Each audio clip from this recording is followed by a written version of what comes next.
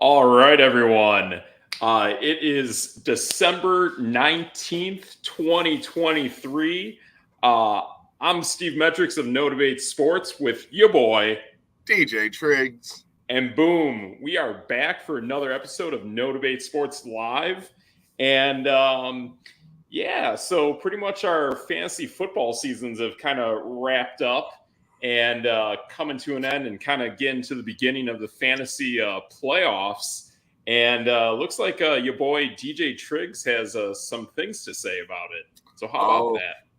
I have a lot of you know what? We're turning the hat backwards. Yes. We're going on a rant. Let's go.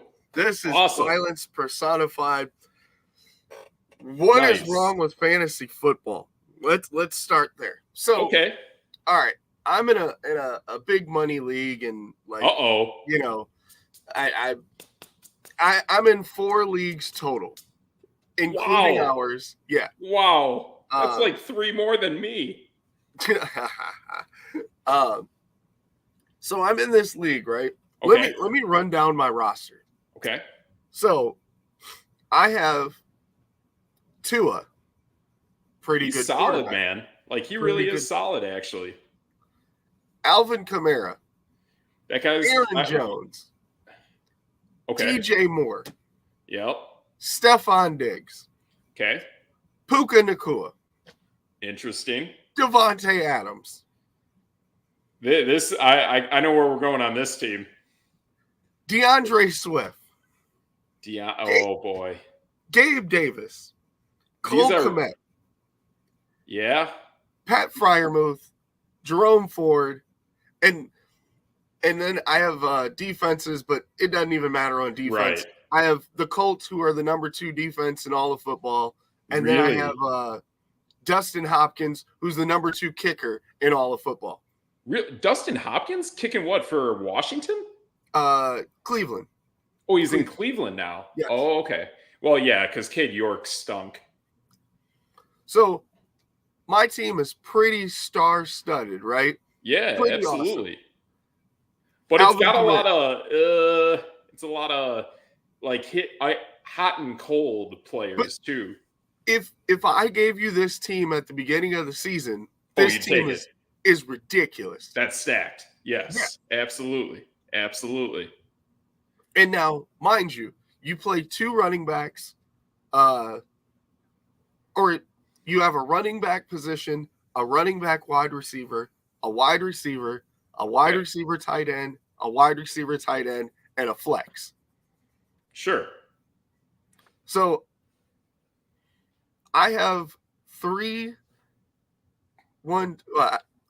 Diggs is top 10 and DJ Moore is top 10. Yep. I have 4 top 20 wide receivers. Wow. Alvin Kamara is a top 5 running back. Even at this point in the season? Wow. Yep.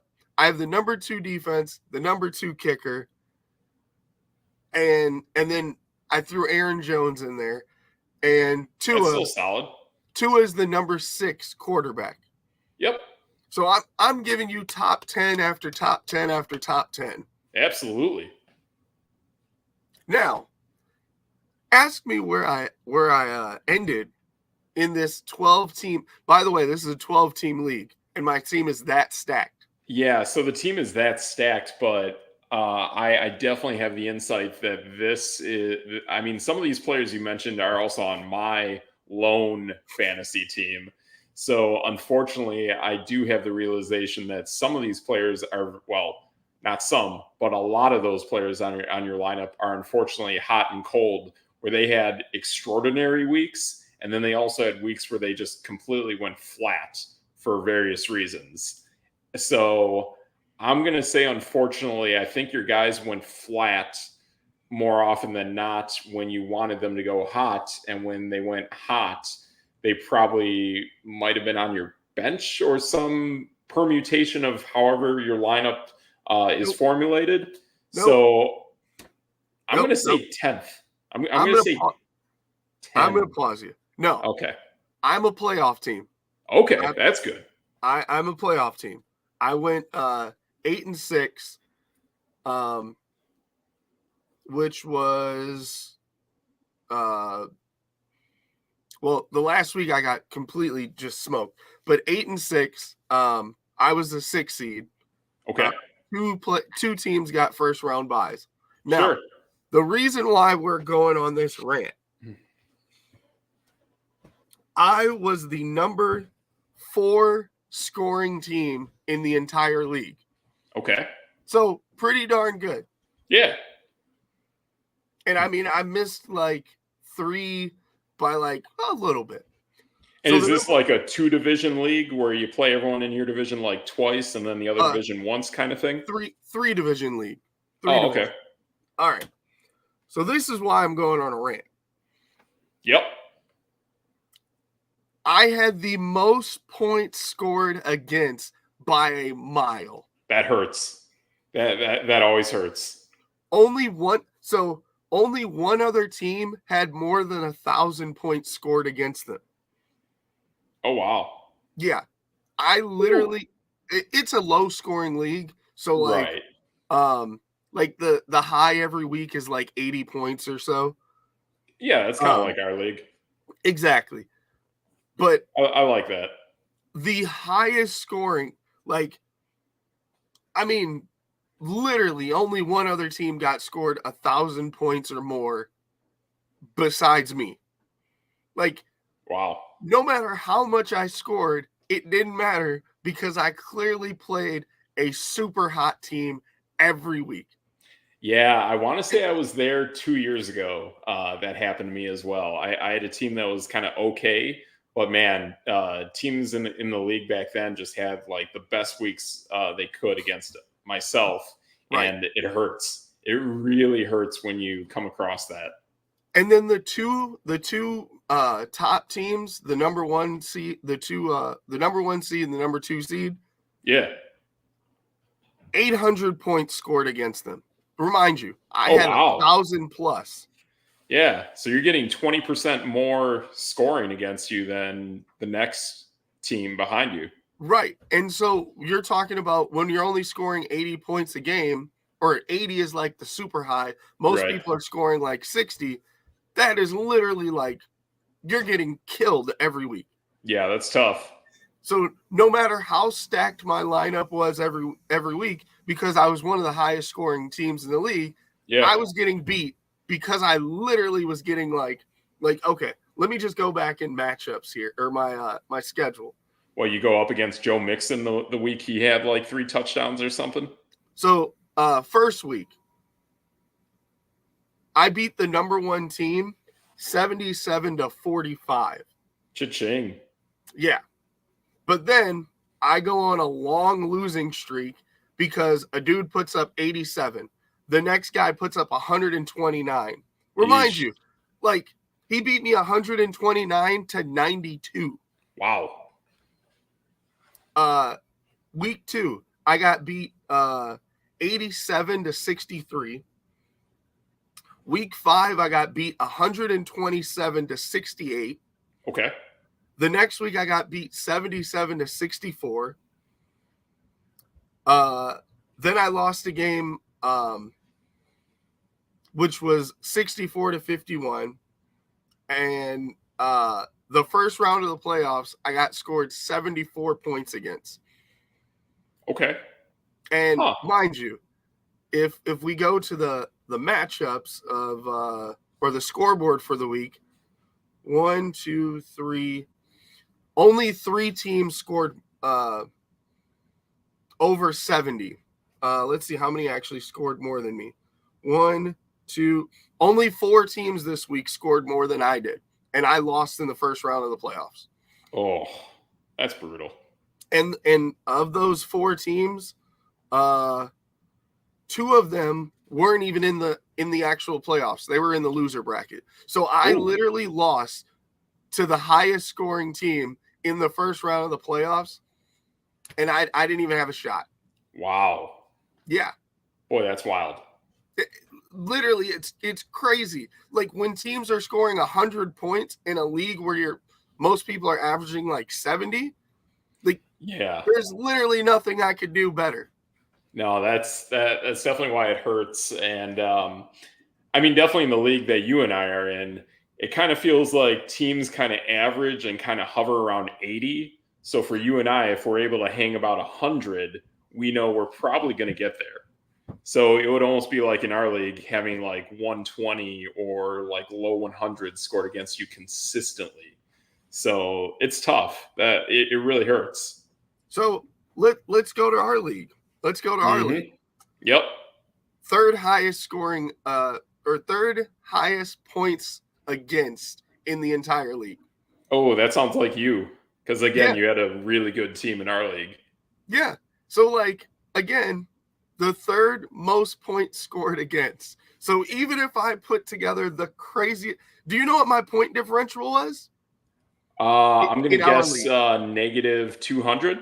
No, two. Oh, two. Plus Holy 2. smokes. Wow. So I literally didn't have a chance. Again, the third most points scored against, and my point differential is 2. Is 2. Shout out also into our league if he's watching. Our guy Triple G is in first place in our league, has the number 1 seed, and he also has that 1 seed by 1 point. Let's use Triple G. Triple G. Wait, points 4. He only beat me by 30. Oh, okay. Points against, I'm over him by 140 points. That's why he's the number 1 seed. Jeez. No one scored against him. I took him down when I played him, though. I took care of business for the rest of us. But he literally he wasn't scoring more points than me, like barely. Yep. But he had, so my points against 14-16. His 1274. Wow. Boy, yeah. That's definitely a lot of easy riding when the matchup gods kind of put you in a good grace like that. Yep. So literally, mostly like those 2 leagues, I did not have a chance to actually win because who has a point differential of 2 in fantasy football? Agreed. Yeah, and not only that, I mean, your team was riding hot, especially when you had AJ Brown for the 6 weeks that he was invincible. So yeah, it just feels like that definitely should have generated more victories on your part and should have risen you closer to that playoff push. It couldn't, because everybody else was scoring 1 million points every time I played them. I mean, let's go to my schedule here. So the last week, 89-87. That's pretty high scoring. Yep. The week before that, I lost 94-81. Yeesh. The week before that, I won 97-85. Wow. The week before that, I lost 121-90. That hurts. And then I lost it. Well, I got smashed in this one, but it was 97-62. So I'll take that. I'll take that beating. Right. That's not a good week. But like, I had to win 100-75, 123-85. I had 93-70, 88-77. I lost the game 96-93. That hurts. I lost the game. That one hurts. Where someone scored 119 points against me. Yeesh. So I started off on a 3-game losing streak, right? Yep. First week, 105-81. Week 2, 127-87. Week 3, 119-79. How am I supposed to win any of that? Yeah. You got 3 straight teams hanging triple digits on you in our league, and we're not even PPR. We're not. So like, it's rough, man. It is really, really rough when you're going up against a $120 almost every week.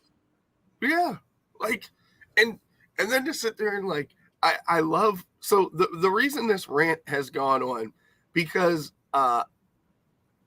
like, I'm in another league where I'm the number 2 seed, where The number 1 seed just sneaked by me because I ended up losing my last week. Okay. Which was kind of my fault. I scored really low. I didn't really have guys to put in, and there was buys and all types of nonsense. But Sure. I am the highest scoring team in this league by a million. Like, Okay. Here's my team: Jordan Love, Christian McCaffrey, here we go. Kyron Williams, Amon-Ra St. Brown, Puka Nacua, Sam Laporta, Alvin Kamara. And you're second place in that league, right? Yeah, I lost my last game, so I ended up getting the second seed. Now here's my bench. Are you ready for this? Uh-oh. Justin Jefferson, Mike Evans, Raheem Mostert, Devon Achane, Trey McBride, CJ Stroud, Jonathan Taylor. Holy smokes. Is this like what, a 6-man league?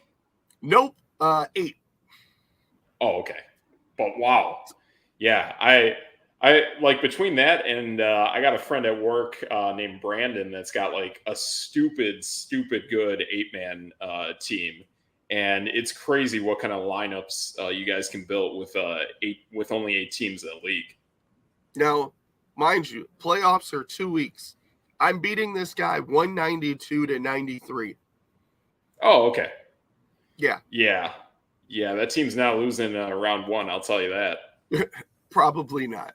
But like, just so it just blows my mind that I can put together these high scoring teams.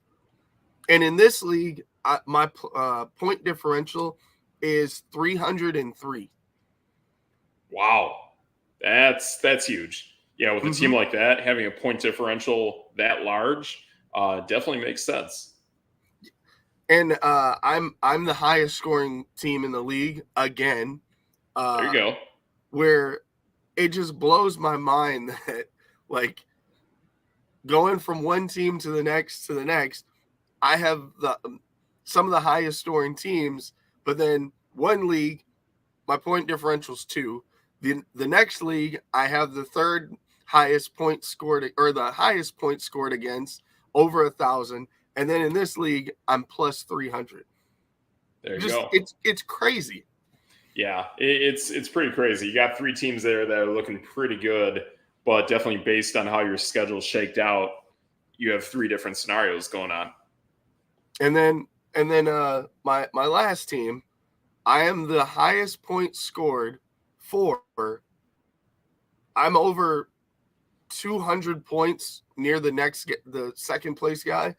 Okay. And oddly enough, I have the least points scored against. Oh, there you go. My point differential is near 400. Oh my! Wow. And I'm the number 1 seed, and it's a 12-teamer. Sure. So there's I have 11 wins, then there's a 10 win, and then everybody else is 8 and below. Yep. But I literally round 1 of the playoffs, a guy put up 146. Oh no! Yep. So that team is already one and done. It's a 2-week league or a 2-week playoff, so I might get lucky. But yep. I do all that damage and high point total and all this stuff, and the first week of the playoffs, a guy puts up 140. Interesting. Wow. Yeah. That's wild. So that is why I'm on this rant. Being good at fantasy football literally has nothing to do with it anymore. Hey, I can tell you from my experience last season, I went undefeated for 15 weeks and then lost back-to-back games in the final 2 weeks of the playoffs and finished in 4th. Yep. So it hurts. Like, it really, really hurts when you have a great team and then they just fall flat at the end. It can happen. It's not even me falling flat. It's literally just, this guy's going to put up. So, again, I'm I'm the second highest scoring team in the playoffs. This dude put up 146. I put up 99. Okay. Wow. So it's like I'm playing against the 4 seed. Like, they're not good. Right. Yeah, that can happen. I mean, that's but I mean, like I noticed for me too when I lost my back-to-back games in the playoffs last year, it happened against teams that I felt like were kind of getting hot or kind of like getting into their stride and starting to figure out what their lineups were. And I think that was the toughest thing that I had playing against those teams is the lineups they just built. They were just better. They just knew what was going on. I think one of those games that I lost, I went up against Mike Evans, Tom Brady, and DJ Moore back when he was a Carolina Panther. And that game was way too much for me to handle. I was like, man, if that Panthers Buccaneers game is a shootout, I'm toast. And it was a shootout, and I was toast. That was it. I'm gonna chalk this one up as them being lucky, because even though he's been on a nice little run, there was no way. We talked about it yesterday that Josh Allen was supposed to complete 7 passes. Correct. And that burned one team in our league from not making the playoffs. No, as well. James Cook put up 179 and 2 touchdowns, 36 fantasy points. That's why I'm getting beat by 40. Yeah, that will do it. And I mean, if you were trying to counter that with was it Stephon? Is this Gabe Davis and Josh Allen, or is this Stephon Diggs and Josh Allen you were comboing? Oh no, this is a different league. Okay, gotcha. I mean, I played Isaiah Likely and Trey McBride, who gave me 40 combined. Okay. Wow. Still didn't have a chance with this. The dude put up 36. Yeesh. Yeah, I mean, when you have something like that, I mean, you hope that you dominating on the hardest position to predict, which is tight end. You hope that when that delivers, that the rest of your lineup should kind of coast you to victory with at least just a few positions taking care of business. But even then, it's rough. So yeah. I mean, I was actually there this week with both Sam Laporta and Isaiah Likely, and thinking that would be strong enough to cross the finish line. And I need a little bit of help out of Jackson Smith and Jigba, but I got a little bit more than a little bit of help. So it really takes your whole lineup to get there. Yep. I mean, but again, even if you have a whole lineup and you put up the most points, and it just doesn't matter. It doesn't. Speaking of which, when it comes to trying to make a format and a league interesting, I do have some ideas what I'm presenting with for the future of our league and what I think would be really cool moving forward. I believe the platform Sleeper should be able to make this possible. I've done a little bit of research. If anyone can give us a little comment or a shout out on if they have actually any knowledge on this, it would help. But here's some ideas I got for our league, Triggs, if you want to take a gander at this. So, I'm in. Oh, you're in. So here's the thing. So right now we're on ESPN. It's a solid platform. They're very good at what they do.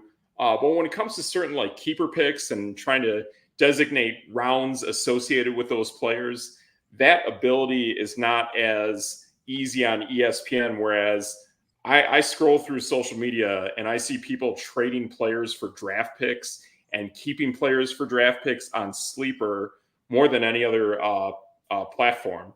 So I think the thing that I want is I definitely want to make it so players selected, at least for our league, I know people do other things differently, but whatever round you select a player in, if you try to keep them for the next season, it costs you 2 additional rounds. So so nobody in rounds 1 or 2 can be kept. And if you select a player in round 3 and want to keep them, they're going to cost you round 1, essentially. So something like that, something to give a little bit of value to some of these players, something like that. I believe that ability exists on Sleeper.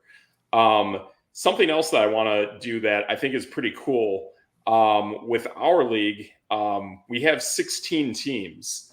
So I'm kind of thinking if you had something where like the top 8, and instead of like we have the top 6, but instead go with 8 and have it in a way that you basically still go the final 3 weeks of whatever your fantasy football season is. I know a lot of leagues, like some of the ones that you're in, you're playing with essentially 4 teams, and you're playing week to week.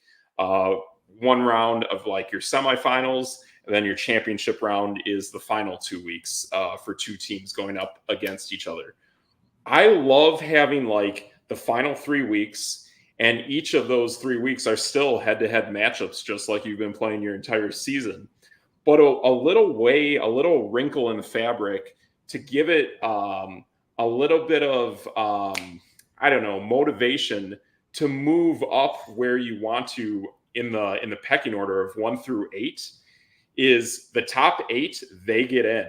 However, in round 1 of the fantasy playoffs, team number 1 begins with a 20-point lead. The second seeded team has a 15-point lead. The third ranked team has a 10-point lead, and the fourth ranked team has a 5-point lead in their first round of their playoffs. Almost like home field advantage in real life in a way. And then you go to the semifinal round, and you would have it where at this point there would essentially be the highest seeded team would have a 10-point lead, and the second highest seeded team would have a 5-point lead. You get to your championship, no point leads whatsoever. So essentially you're playing round 1, round 2, round 3, and you kind of stack it in order because you're trying to get to the playoffs, but you're also trying to make it so if you're a higher ranked team, you have an easier matchup. Or if you're a team just trying to sneak in or jockey a little bit of order, you don't want to have as much of a deficit in your opening rounds. So my big money league, they actually do that. Like I told you how most teams score about 60. That's cool. The higher seed gets a 2-point advantage. 2 points might not sound like a lot, but when you only score 60, 2 points is a lot. It is. Yep. Yeah, that is pretty interesting. I was thinking of something where I was like, man, I want all 4 of those top seeded teams to get an advantage, but then if you stagger it a little bit, then it looks really interesting. So that's something I'm kicking around. I'm really excited to actually have it so we can have players actually have keeper value and have something that we can essentially at some point trade picks for players. I know that's something that actually happens in real life, and I know people do that in fantasy. So that's something I'm really eager to kick around and try to make it happen. Yeah, I'm all for stuff like that. That makes it so that you actually have to think, where it's not just, oh, I got lucky because I got pick number 1 and I got Christian McCaffrey for the whole year. You know, yeah. Exactly. And the thing is, too, with us at Db8 Sports, I mean, I love that our lineups is 8 to start in your lineup, 8 on a bench. And the rosters we put out there are very similar to exactly what you see in real life. The formations of the 5 players that are skill positions, along with like the 6 offensive linemen. The 6 skill positions with the 5 offensive linemen. So that's pretty fun to do as well. But I also want it to be in a way where it's like, hey, if you want to keep a player, you have to be able to keep a player as long as that player was like basically not dropped or something like to that aspect. So that way too, when it gets kind of end of the season and teams get a little wonky, you have to measure up and say, hey, do I want to release this player so I can get up someone who I know is actually playing towards the end of the season and risk the keeper value associated with that player? That kind of juggles it up. And I mean, you got to make crazy decisions at the end of your fantasy league, but that way we weigh risk in terms of actual performance with the value of, hey, I actually need to keep this player on my lineup because next season it's going to matter. Yeah, that makes sense. Yeah. So those are just some of the ideas we're kicking around. Definitely got some more ideas that when the day gets further where we can actually make this happen, where we have our own platform, do some other scoring things for actual games as they happen. There's certain things that I see in real life that we come across on every fantasy platform that to me are quite a bummer, and I definitely want to see changed. But we'll save those for another day. So that's kind of what I feel. But I do feel in real life and fantasy, the things we watch on TV when a certain event happens and you get zero credit for it in fantasy football, I do feel one day that needs to change. Absolutely, I agree. So yeah, so that'll be some cool stuff. So I like that. So yeah, that looks pretty good. You got anything else up your sleeve, Triggs? I mean, I'm all ranted out. All right. Oh no. Okay, that's fair. That's fair. I mean, hey, you had a lot to say, a lot to get off your chest, and it all matters. I mean, for our viewers out there too, this is a very big week for the show for us, because in our league, our fantasy matchup is both myself against your boy DJ TRIGGS. However, we are both in the toilet bowl. We both unfortunately came across the same things of having a really nice lineup and then having the misfortunes of points scored against in quite a few consecutive weeks. Timeout, flag on the play. Whoa! This is like a Progressive commercial. All right, I scored I accumulated 1,418 points. That's pretty good. You scored 1,281. I outscored you by 140 points. Oh yeah. We have the same record. We do. We have the same record. We do have the exact same record. Because my point differential is 2. That is true. So no, we are not in the same world at all. We'll see. We'll see. You're probably going to beat me because everybody else scores 1,000,000 points against me. You might as well too. Exactly. And I don't need to keep going on this rant. This is exactly what happened to me. Yes, exactly. The thing that I love about this season, and it's kind of ironic because I'm doing the opposite what I did last season. Last season, I was definitely avoiding Jared Goff because of the end of his schedule. And I had him last year. I had the week where he explodes for like 4 touchdowns in Seattle, like 400 yards, some crazy stuff. Well, he did that again this week, like over 200 yards throwing and 5 touchdowns, 3 to Sam Laporta. So I had 8 touchdowns right there. I am doubling down on that combo this week and probably the rest of the season, because I believe at least from here on out, the rest of his games are all indoors. So having a guy like that is so drastic outside as opposed to being indoors, that's what I doubled down on. So if only I had that happen the rest of the season, but oh well. Let me say this one more time. Yes. 6th most points scored out of 16 teams. 4th most points scored against. There's no way I could win. Literally no way I can win. Yeah, that's rough. And like, especially in our league too, like when it feels like a team goes off, they don't just score like 80 or 90 points in our league. They hang like 120 in our league. So we are tied for 11th. There's only one team from spot 1 to 10 that has more points scored against than me. That is how bad I've been getting put like on the board. Wow. Yeah, that's that hurts. Yeah, getting points scored against you at that rate is rough, and especially when your team's flying high with like AJ Brown, and there haven't been too many crazy Stephon Diggs games for you this year.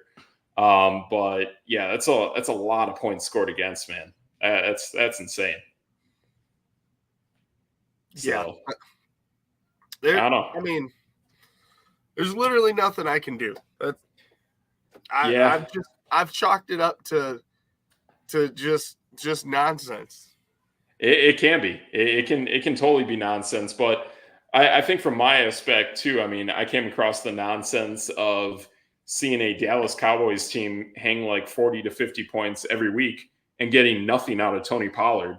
So I've been there, and I've been there on the sense that you have Jonathan Taylor, who's looking real good, holds out, and then goes out and plays, and then you still got the Zach Moss stuff happening and does well, and then boom, he busts his thumb injury again, and boom, that's another like 2 to 3 weeks that he's out again. So basically, this season for me has only been played half of the games with the guy I drafted in the second round. So, and then my third round guy, DJ Moore, pretty much took half the season to develop real chemistry with Justin Fields. So I got that. And then same thing with Zay Flowers. Took him half the season to develop chemistry with Lamar Jackson. So pretty tough. Pretty tough. You want to hear something fun? Sure. If I'm looking at this correctly, we are projected to score the exact same number of points this week. Interesting. We should just tie and just get it over with. Oh yeah, but we'll have to do it like the Chargers Raiders game last year, and then we'll spoil it with like a last second field goal. You know what? My point differential is 2, so you might as well just score 2 more points than me. How about that? There you go. Two extra points would do it. Even it out for the whole season. Exactly. And definitely shout out to James when it comes to like Pollard and some of these other guys, especially Herbert is another guy who really let a lot of fantasy owners down. Yeah, we're definitely going to take a deep dive and a look at this and see kind of how players flex with what we're thinking about it, if a player is bona fide or not, and how we're going to rank that and gauge that going into next season and into the future, and how we're going to make that metric work, and a little bit of kind of how we take that metric with the value of like when players are getting drafted. I got some tricks up my sleeve that I'm already kind of kicking around that I want to utilize for next season. So stuff like that will make happen. But yeah, it definitely hurts when you got guys like Herbert, Pollard. Gosh, I'm trying to think of someone else who's really obvious that should be up there as well. That's kind of dropping off. I don't know. Like it kind of feels like too, especially now. Josh Jacobs, exactly. He's another one that because he was in the doghouse with Josh McDaniels, even dating back to last year, even though last year he went off. Those are guys that really were going to be workhorses and carrying the load for your teams. And I don't know. I had someone at work point out too that like pretty much almost like the majority of the players drafted in the first round of fantasy leagues like did not pan out. Garrett Wilson is another one that's up there. Even CeeDee Lamb kind of took a little bit to like kind of really get in his rhythm and his groove. Pretty much the one that you can say that really like took care of business from day one in round one of your fantasy drafts is probably Tyreek Hill and Christian McCaffrey. Yeah, probably the only two. Yeah. You know what? Austin Eckler is one. Yeah, Austin Eckler killed me. Oof. Absolutely killed me. Yeah, let's see. And I remember when that trade went down and you got him, I'm like, man, that's going to massively make your team much better, and it just never happened. I'm going to try and find the our cheat sheet here. Yeah. Well, apparently my computer doesn't like me. Oh, that's okay. We like you though. Yeah, I broke it. I don't know what's going on. That happens. It's okay. We'll figure this out. But yeah, I mean, some of these guys like we really. Another one like the Steelers. Both George Pickens, Kenny Pickett, Deontay Johnson. We thought there would be more there in that offense, and to me, I still think that ability does exist. I think they need something revamped on offense with a totally different play caller. Find someone that actually works with the style that Justin Herbert had. Like they have to find that person. Someone somewhere will make it happen.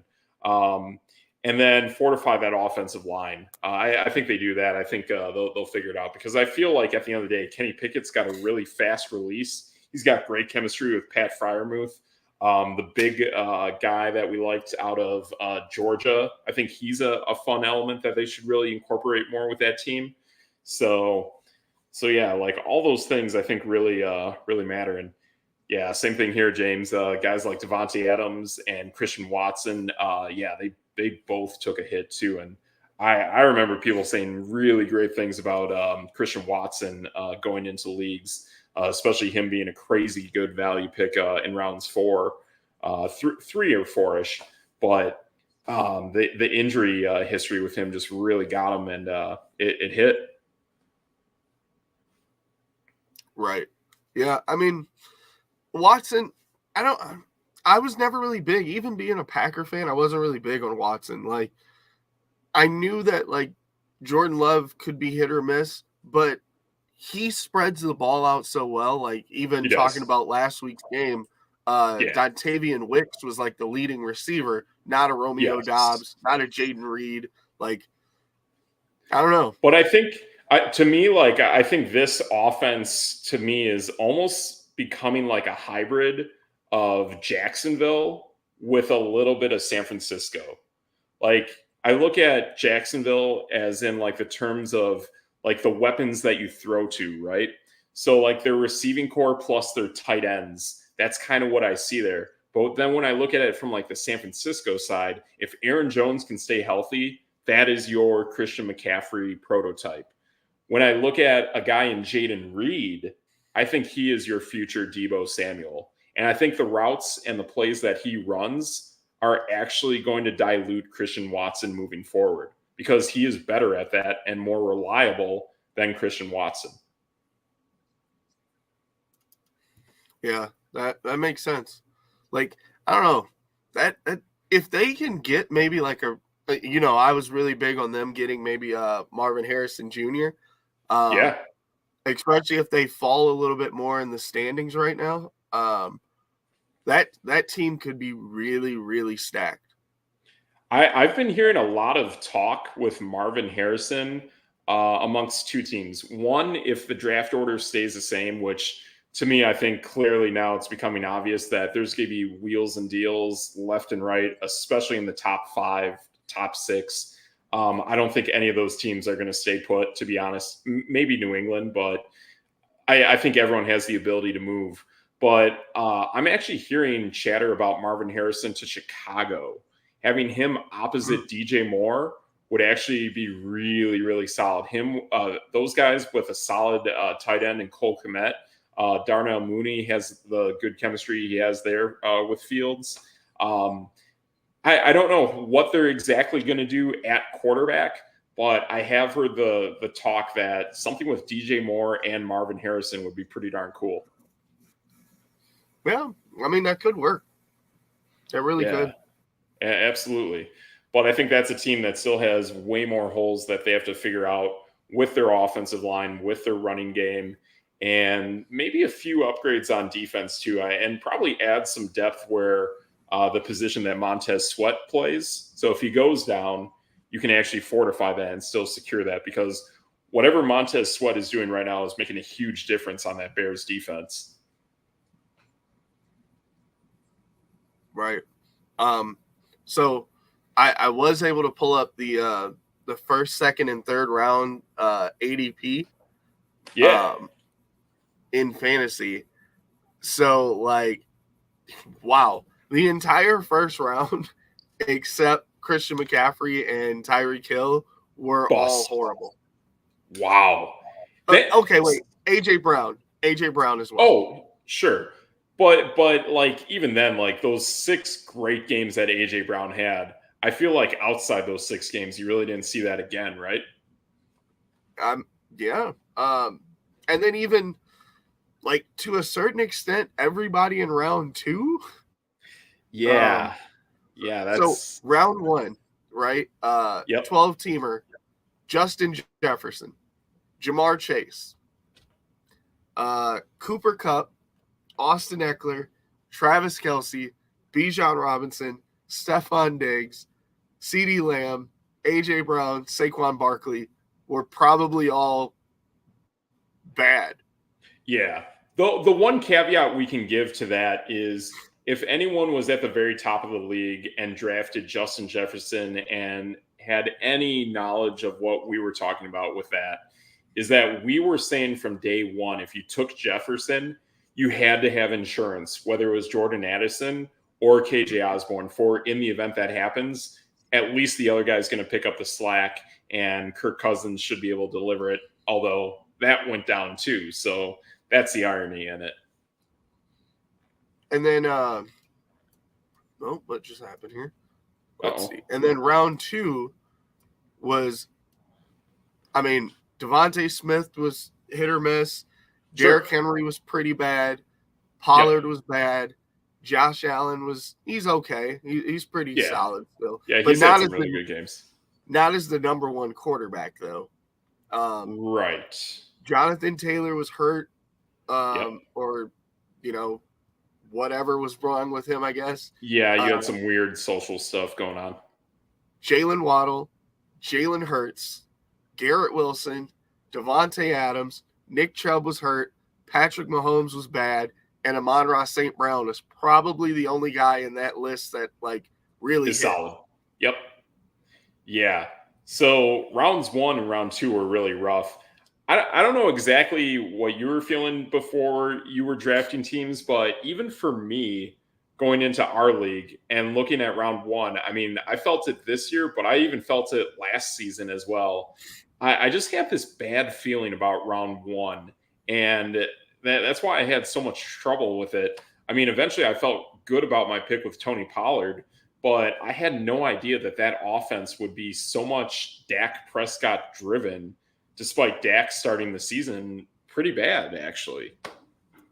And then, all right, then I'll round out round 3 here. Sure. Chris Olave, T. Higgins, DK Metcalf, Najee Harris, Mark Andrews, Ramondre Stevens, Josh Jacobs, Deebo Samuel is probably the best part. Yep. Calvin Ridley, Joe Burrow's hurt, Lamar Jackson, and Jahmyr Gibbs. That's rough. All 3 of those rounds are really bad. They are. I was telling people at work that, especially working off the list that we created, pretty much the most value that came, especially at the running back position, was probably those Miami Dolphin running backs that you got in round 7 and round 8 with Devon Achane and Raheem Mostert. Yeah. Wow. Just running through those. Round 4 is even more rough. I won't go through that, but I feel like most of I'm just looking at names and it really doesn't get good until round 6 has a bunch of hits. Yeah. And especially for Mike Evans. Yep. You could get Mike Evans, Rachaad White, that was huge value, actually. Yeah, that. Wow. Yeah, and I think, too, it was tough that we didn't think that the Bears would be as rough offensively as they were. Justin Fields, for us, ranked fairly highly off of the strong games he had last season, and we thought bringing DJ Moore would really open up that offense, and it didn't. It took – they had a few cute games to start, but then they went on a real cold streak, and then basically it took all the way up until the last 3 weeks to really understand how that chemistry is developing. Man, the team you could have drafted in round 5, 6, and 7 would literally light anyone on fire. Yeah. And I think that's the thing, too, 8, yeah. Oh, go ahead. I think that's the thing, too, is when it comes to building your team, if you can find that chemistry with certain players, and if you feel like there's even more value on those guys in the middle to later rounds, then jump on those earlier rounds and take the guys you really feel can get there. If you feel that Miami Dolphins run game or just somehow that Tampa Bay offense, whether it's Mike Evans or Rachaad White, is actually going to have some rhythm to it, if you feel like you believe in it and you're going to get those guys, get them. Yeah, like, wow. Just looking at this is kind of mind blowing to see the ADP of some of these guys and like the team you could put together from 5, 6, 7. Right. You could probably have won your league with just those rounds. Absolutely. And the thing is, going into the season, and this will probably happen again, everyone thinks that the offenses have an edge, and they think that these guys are so good at what they do. But really, it's the defenses who have the edge. They hit harder, they go faster, they're just better. They have more experience. And right now, the defenses are really playing at a high level that the offenses can't really catch up to. The only exception to this really is San Francisco. Well, two. San Francisco and the Miami Dolphins, with the caveat that they have Tyreek Hill. When you have that, those teams are so exotic that you're not really used to them. Maybe every now and then, too, with the Baltimore Ravens, especially if you're an NFC team and you're not used to that style, that can definitely play an effect. But for the most part, these defenses are really, really getting it done. And I think it's interesting, too, to see that the NFL, which we thought was so pass-heavy this season, has gone significantly more back to the run game. And even last season was, I think, the highest yardage average for running backs. So now we're really seeing that teams are really starting to design themselves in a way that it's going back to the basics. It's going back to the black and blue football of having a strong run game paired with a really strong defense. So just looking at this comment here, like I think I might have talked to him about this team already, but sure. He basically, I think he must have traded some people and completely fleeced them, because to have McCaffrey, Debo Samuel, and CeeDee Lamb all on one team, there should have been no way he could have drafted all three of those guys. Right. Yeah, it's definitely possible.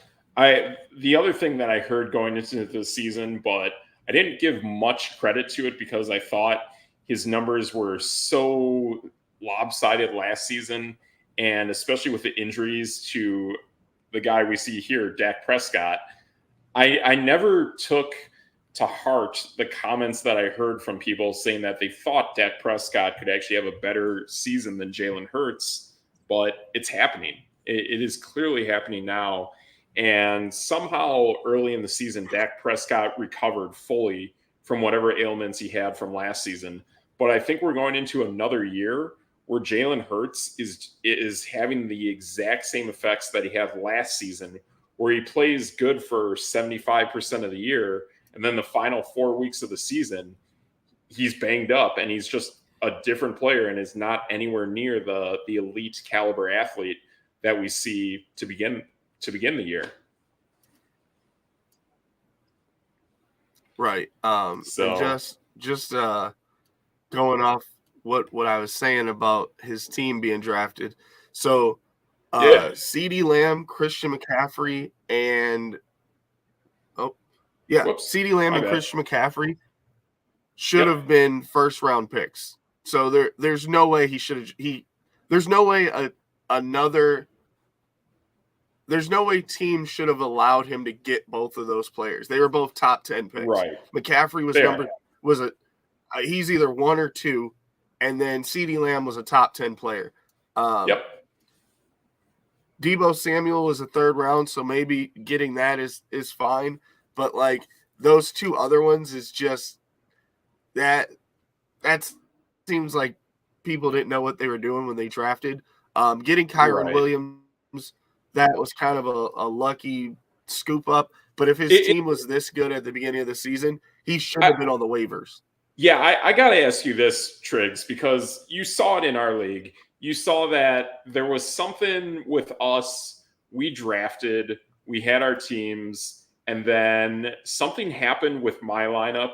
I went out and acquired Kyron Williams because I had something happen to my team. It was Jonathan Taylor. That's right. So Jonathan Taylor was Yep. basically inactive to start the season. So I pulled the fast one of cool. Like basically I drafted an extra player. So I put him on injured reserve. I bring in Kyron Williams. I have no idea who this guy is. Did you have any idea who this guy was? Because I literally just picked him up because I knew that, like, I think it was like Cam Akers was hurt or something like that. Not like discounting the bad blood that there was between him and Sean McVay. And I know that dates back to last season as well. Right. But I don't think I was counting the bad blood between Cam Akers and Sean McVay. And then Kyron Williams explodes. I know nothing about the guy. That's why I dropped him, and I'm like, cool, I can probably get this guy back, like, no problem. Did you have any clue who Kyron Williams was at the start of the season? Because I sure didn't. And None. I acquired him. Because so I remember we talked about this because you brought up the bad blood with Cam Akers, and we actually thought Cam Akers was going to get traded at some point. We just didn't know when. Right. And so it was understandable that Kyron Williams blew up the way. I mean, I didn't think he was going to be like that big, but at the same time, these second and third string running backs for the Rams for the last couple of years have really just been exploding. Even Cam Akers, when he was a backup, exploded, and everyone thought he was going to be that next guy. So whatever the Rams are doing down there, they know. And just wanted to and the Ravens too. Yes, and the Ravens. I wanted to touch on this part. So he said that he had the number 1 pick, but even if he had the number 1 pick, that means in a 10-12 team, he would have came back and had pick what, 20? 24. So yeah, 20 or 24. So there's no way he should have been able to get CeeDee Lamb. CeeDee Lamb's a top 10 pick. Average he was like around like 10, 11, 12, I remember in our league. He was right there with and people compared him flat out, and then I was hearing weird stuff of people saying like, oh, he's so much better than AJ Brown. I'll be honest, I think him and AJ Brown are both fantastic. Right. But they play different positions too. And then Deebo Samuel, if he would have picked up the player he did, Deebo would have at least been able to swing around at that time. But yeah, if he had the number 1 pick, there's no way he should have got those players, all 3 of them at once. Right. I think the thing to me that is getting me excited for next fantasy season and kind of how I compared Deebo Samuel to Jaden Reed, I think next season, I think Jaden Reed's going to be very high up there in 12 to 16 team leagues, man. I see this guy honestly as like Deebo Samuel 2.0. Probably you even have him even possibly higher than Deebo because this guy has like no injury history whatsoever. So this guy can be up there in like round 3, maybe even the back end of round 2, because we saw all the hype that was going on with a guy like Jahmyr Gibbs or Deontay Johnson, George Pickens. Those guys didn't even pan out. But a guy like a Deebo Samuel or a guy like Jaden Reed, that the sky's the limit with those guys, man. Right. And like a Rashee Rice even. Rashee Rice, you know, we talked about him. Yep.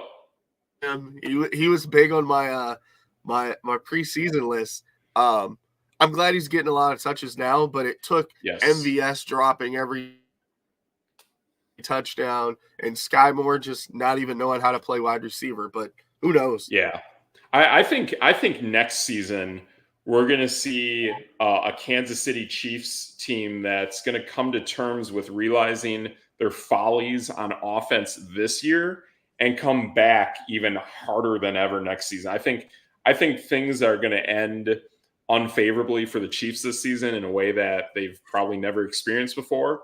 I could even see them going on the road and having a tough. I don't know. I keep feeling that they're going to have the rematch against Jacksonville. And I think Jacksonville is going to unload and do everything they can to win that game. But I think we're going to see Travis Kelce fall flat. Again, every receiver that's not Rashee Rice. Yeah. And the thing is, too, I think we're going to see more. They have to bring back Jerick McKinnon, man. That guy is saving that offense now. Now that Pacheco is out, I think they do some kind of combo with Pacheco and Jerick McKinnon. And then I think they bring in new receivers. They bring in a new tight end. They do something to to up that game and bring back a dynamic offense and probably even make a stab at like a Tyreek Hill 2.0. Like, find the fastest wide receiver you can get and get him. Actually, I got a question because you kind of have a little bit better heads up on the draft than I do. And I was hearing this guy's name at the start of the college football season, although ironically I don't know his name. But there's a ton of talk about this huge, crazy fast tight end from South Carolina. Is that guy eligible for this year's draft? I don't know who you're talking about. Oh, okay. Yeah, this guy's a monster, and he runs like, think of Darnell Washington with Tyreek Hill's speed.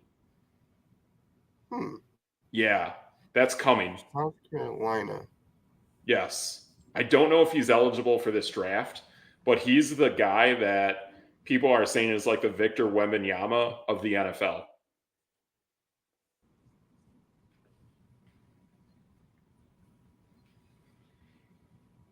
Are you talking about Xavier Legette? That might be his name, yeah. That might be him. He's the only wide receiver I see in the top 100 from South Carolina. No, this guy's a tight end. Oh, he's a tight end. Oh, yeah, well, even better. But he's a wide receiver. The thing that we know that's going on in South Carolina is I'm pretty sure that's where Spencer Rattler is. I think he's been playing with those guys, so it shows that he's definitely developing those guys, and that's a good sign too. And I think Spencer is either went into the transfer portal again, or he's going into the draft. It's one or the other. So yeah, we got some crazy, weird stuff going on with South Carolina. That's for sure.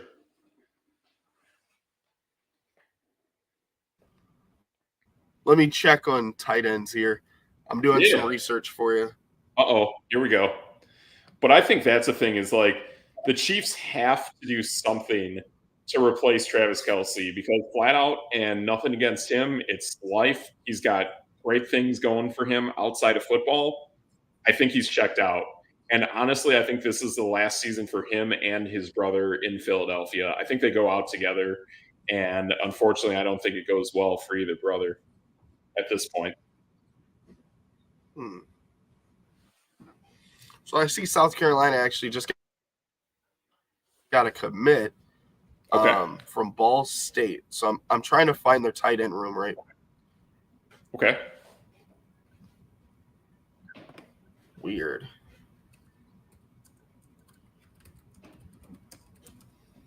Yeah, this might take a second. Oh, boy. I'll see if I can give you a little bit of help with this.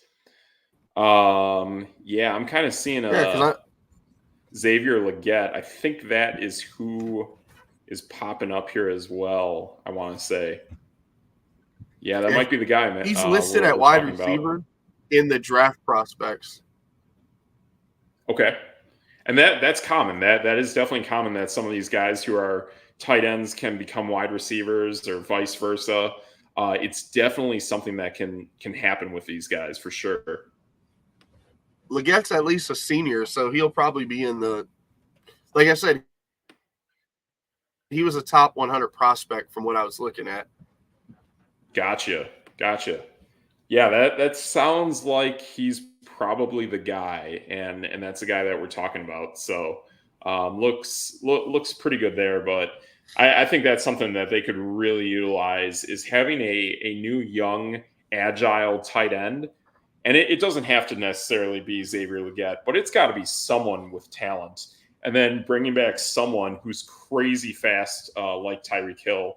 And even my Raiders, I forgot the guy's name exactly, but we ourselves actually have a guy who's kind of becoming like a Tyreek Hill kind of player. So I think every team needs a guy like that for sure.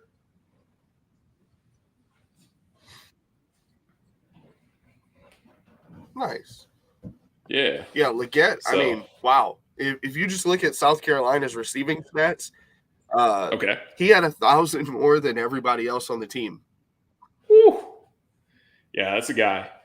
And I give, and I like seeing Spencer Rattler transfer there and have success and make things happen like that. So Yeah, that's pretty good stuff.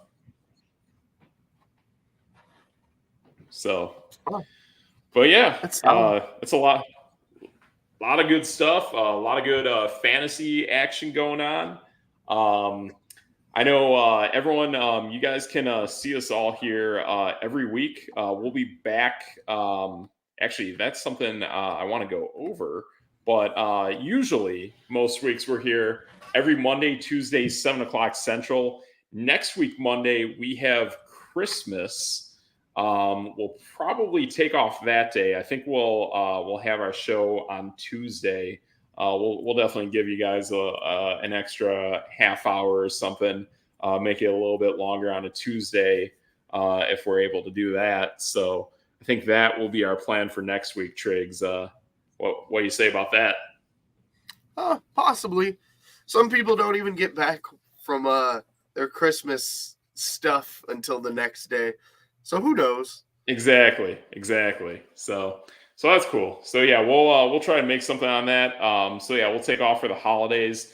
Plus, really good games going on Monday. We got the MVP Bowl we talked about yesterday of the Ravens Niners, and I believe there's 3 games. I know my Raiders will be taking on Mahomes and the Chiefs, and I want to say there's another game. I think they probably have an early afternoon, a mid afternoon, and a Monday night game. So we'll see what's up with that. But yeah, great games going on Christmas. And then, yeah, we will be back Tuesday night, 7 o'clock.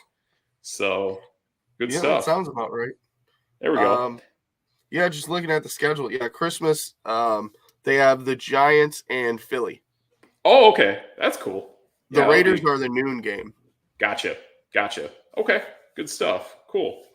So, yeah, that sounds pretty good. Yeah, Raiders, Chiefs, Giants, Eagles, and the nightcap Ravens, 49ers. That is really cool. That will be a awesome game. So good stuff. So Triggs, what video game of the day you got behind you, bud? It's a good question. Boom. Slipping it out from the back. All right. Yeah. Time. Boom. Fighting Force. It is a very dirty cartridge if you're looking at it there. Okay. Yeah, maybe a few alcohol wipes. We'll take care of that one right there. Yeah, probably. It's old. There you go. But Fighting Force 64. Yes. So Fighting Force was an arcade game where you could play with 4 people. It was 2 guys and 2 girls, and you would just walk around in the streets, and it was like, you know how you'd have your old side scroller like games? This was almost like The Simpsons. Kind of like, you remember how Turtles was, and you'd fight like sideways? Yeah. Teenage Mutant Ninja Turtles. Yes. That and The Simpsons were similar. This one was completely like open world, like 3D-ish kind of. Okay. So you could go left, right, up, down, all over the place. Interesting. And then they made it for PlayStation. Okay. And then they also made it for N64, and there were different levels that you could go through. It mattered on which game you had. Oh, that's unique. That's cool. Yeah, it was. Nice. That's a winner right there. Good stuff, man. Good stuff. Ooh, you got a new belt today. Oh, yeah, buddy. So this is a belt I picked up in the summer at what we have in Wisconsin called our Wisconsin State Fair. And I've picked up most of my belts there, but the new belt is, let me try to get up here. Wearing green, especially for the holidays, Elf with Will Ferrell. Pretty awesome. Love the movie. I actually saw a live theater version of Elf, and that was pretty awesome as well. So, no matter how you see it, whether it's Broadway-ish or the movies, they're kind of turning it into a classic that you can see. Even Bob Hope is in it as well, so that's cool. But yeah, a lot of cool stuff. I think Zoe.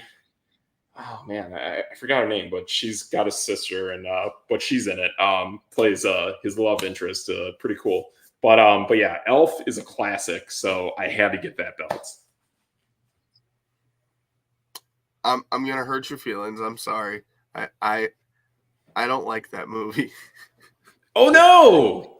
I Oh don't like no! I don't like Will Ferrell. He's Oh, not okay. funny to me.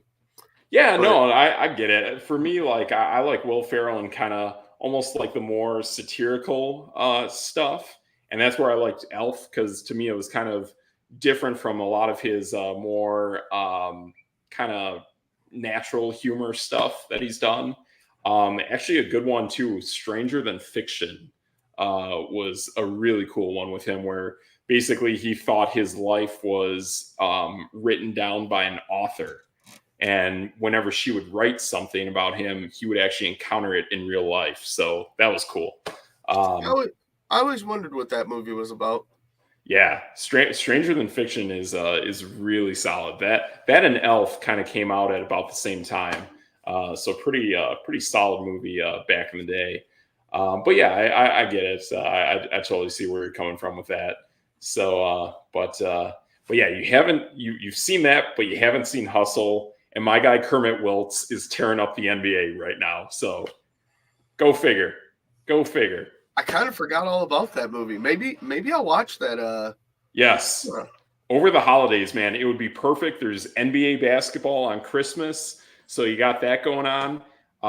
Dude, I'm telling you, man, Kermit Wiltz, and one of these days I have to get a custom-made Minnesota Timberwolves Kermit Wiltz jersey because Anthony Edwards is definitely one of my favorite players now. Interesting. Yeah, that's no debate. There you go, man. So yeah, so for myself, Steve Metrics, your boy, DJ TRIGGS. We are No Debate Sports, and that's No Debate.